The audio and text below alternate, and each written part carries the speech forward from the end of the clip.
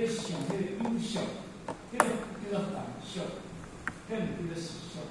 其实实效的对当中是无常的物件，所有的相现出来物件都是原影的假象，迄物叫真相。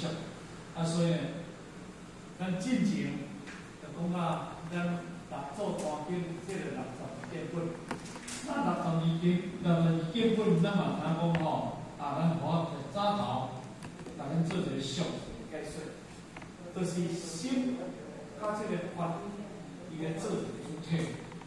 当然，伊有着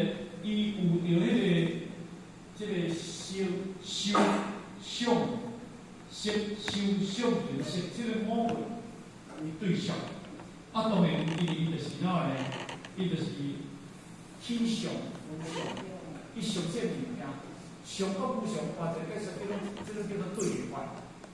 我顶下主要在讲这物件，因为这物件讲的可能在头边补起。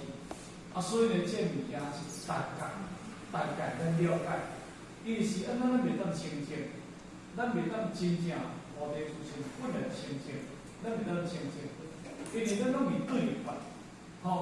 起相、无相、相，这是个对法，所以真相无对法。所以呢，咱就是因为62卷本所衍生出来，这种叫做对法，安尼。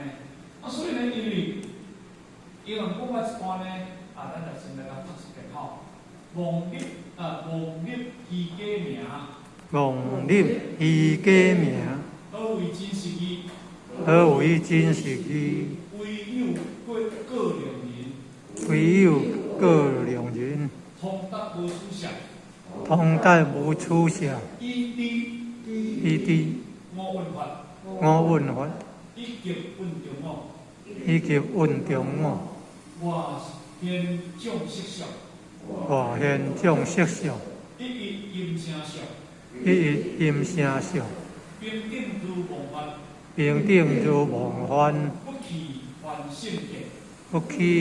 圣见，不作业幻解，二边三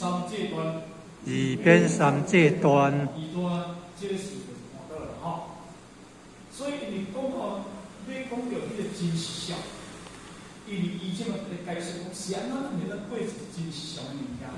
是啥物原因？